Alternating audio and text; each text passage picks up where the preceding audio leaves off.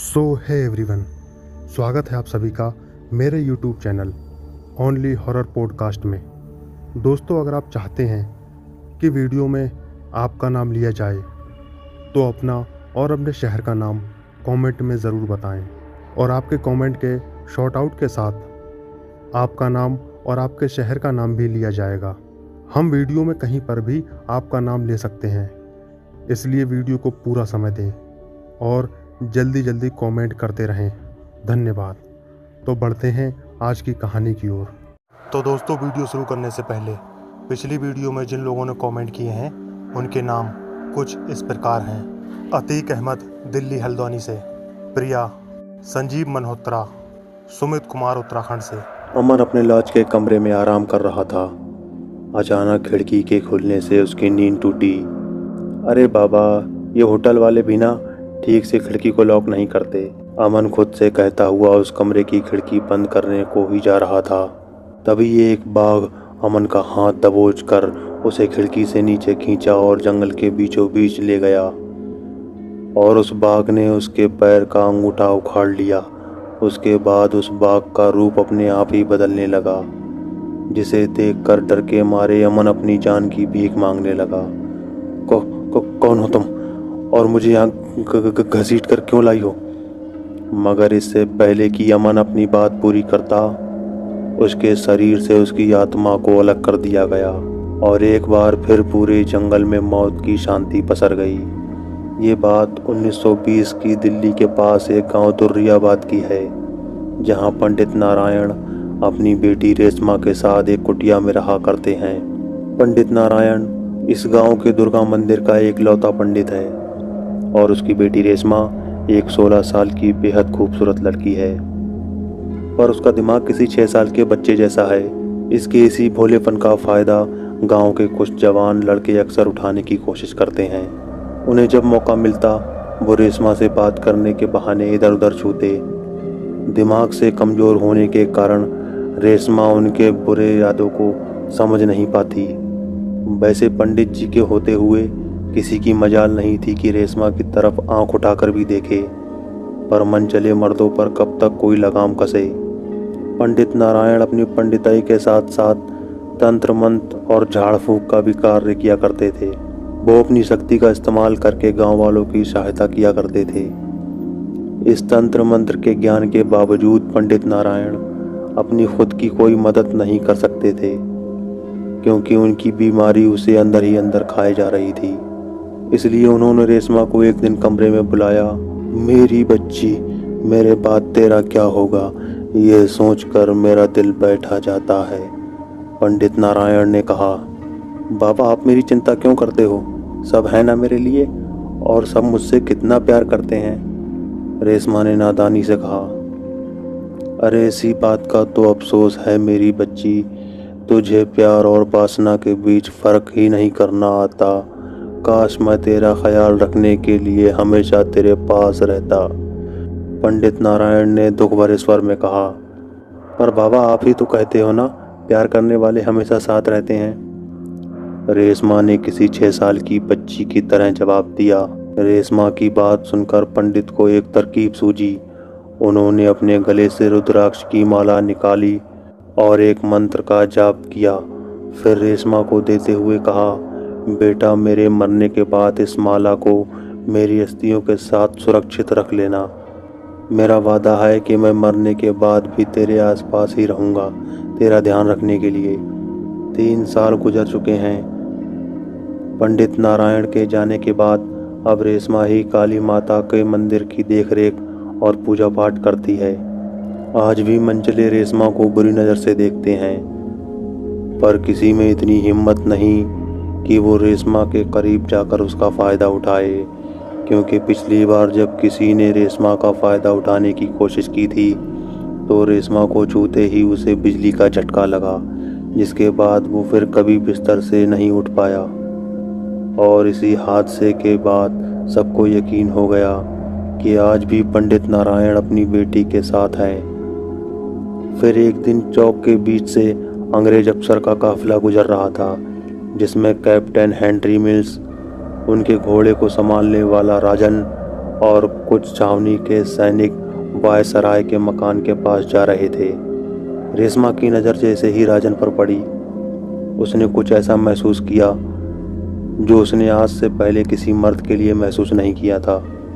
मगर वो ये नहीं जानती थी कि किसी और की बुरी नज़र भी उसको लग चुकी है। वो और कोई नहीं बल्कि कैप्टन हेनरी मिल्स था। समय बीतने के साथ साथ राजन और रेशमा की नज़दीकियां बढ़ने लगीं।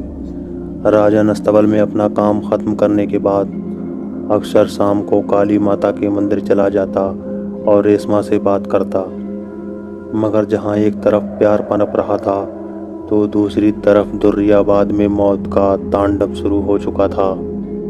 हर दूसरे दिन किसी न किसी की लाश खेतों में बरामद होती और सभी किसी आदमखोर का शिकार होते जो गर्दन हाथ पैर को नोचने के बाद शरीर का खून आखिरी बूंद तक पी जाता। इधर किसी ने गांव में अफवाह फैला दी कि इसमें रेशमा और उसके मरे हुए पिता की आत्मा का सब खेल है। गांव वालों ने रेशमा और राजन को शक की निगाहों से देखना शुरू कर दिया। यहाँ तक कि मंदिर में अब कोई रेशमा के हाथों से प्रसाद नहीं लेता था। एक दिन जब चौराहे पर गांव वालों ने 2 जवान लड़कों की नोची हुई लाश देखी तो उनके सब्र का बांध टूट गया। उन्हें पूरा यकीन हो गया था कि इस हत्याकांड को अंजाम देने वाला और कोई नहीं बल्कि रेशमा ही है। इसी गुस्से में गांव वाले मसाले लेकर रेशमा के घर पर धावा बोल देते हैं, पर घर पर कोई न होने के कारण गांव वालों ने घर को ही आग के हवाले कर दिया। रेशमा जो तालाब से पानी लेने गई थी, वापस आई तो अपने घर को जलता हुआ देखकर रोने लगी और बिलखने लगी। इससे पहले कि वो खुद को संभाल पाती, एक गांव वाले ने उसे देख लिया और सबको सूचना दे दी। गुस्से से भरे गांव वालों ने रेशमा के ऊपर पत्थर बरसाना शुरू कर दिए, जिससे वो अधमरी हो गई।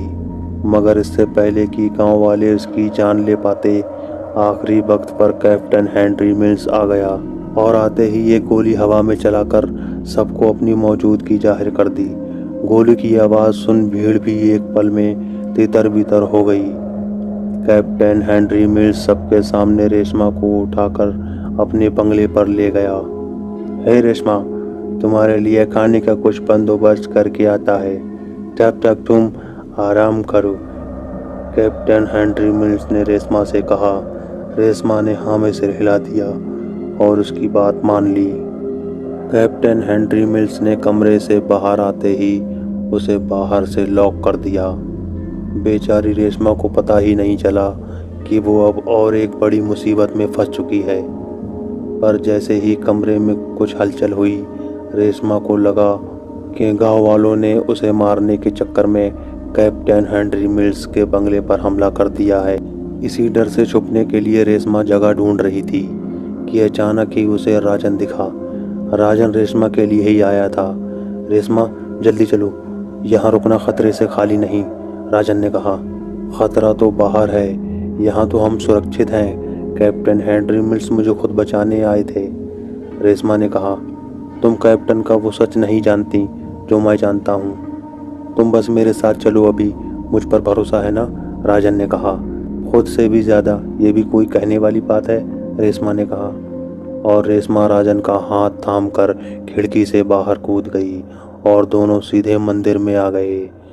मैं यहाँ से तब तक नहीं जाऊँगी जब तक तुम मुझे सब कुछ सच सच नहीं बताओगे, रेशमा ने कहा। सच सुनना चाहती हो तो सुनो, कप्तान हेनरी मिल्स कोई आम इंसान नहीं है। वो एक नरभक्षी है जो इंसानों का खून पीता है, और गांव में जो हत्याएं हो रही हैं उसका जिम्मेदार भी वही दरिंदा है। उस रात जब मैं मुंशी जी के यहाँ से वापस लौट रहा था, कैप्टन हेनरी मिल्स हाथों में एक धारदार चाकू लिए जैसे ही कमरे के अंदर आया तो उसे रेशमा कहीं नहीं दिखी। इसी बौखलाहट में वो कब अपने असली रूप में आ गया था उसे भी पता नहीं चला। अपने असली रूप में आकर कैप्टन जोर जोर से दहाड़ने लगा और कमरे में इधर उधर सूंघने लगा। रेशमा के साथ हमको इस कमरे में एक इंसान का और बू आ रहा है। जो भी है उसने हमारा शिकार छीना है, अब वो हमारे हाथ से नहीं बचेगा। इतना कहकर कप्तान ने खिड़की से बाहर छलांग लगा दी। रेशमा के शरीर की खुशबू का पीछा करने लगा।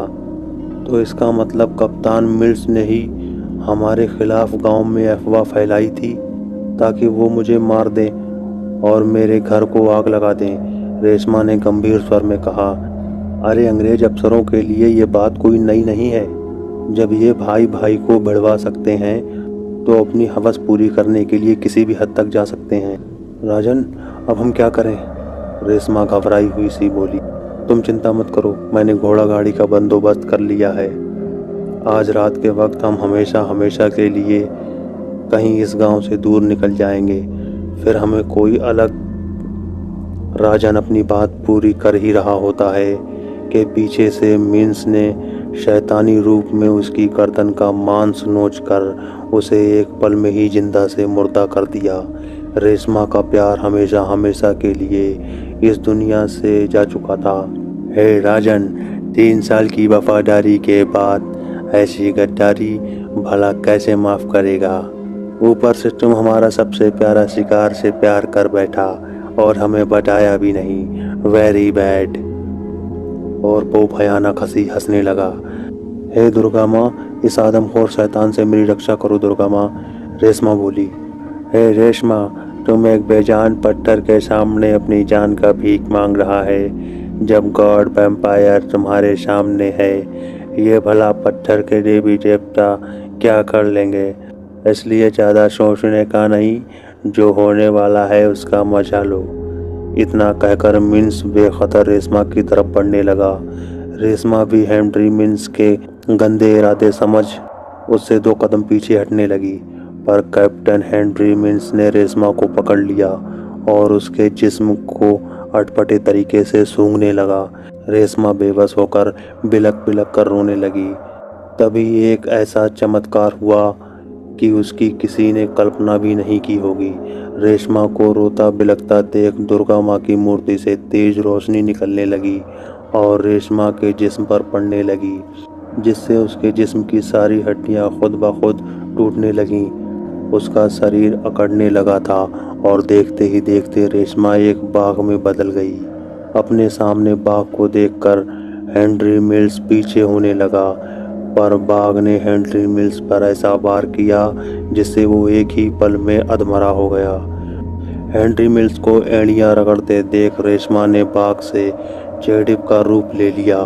उसकी कद काठी किसी सामान्य स्त्री और पुरुष से ज्यादा थी। चेडिप के रूप में आते ही उसने मिन्स को गर्दन से दबोचकर एक ही झटके में उसका सर धड़ से अलग कर दिया और उसका खून पीने लगी।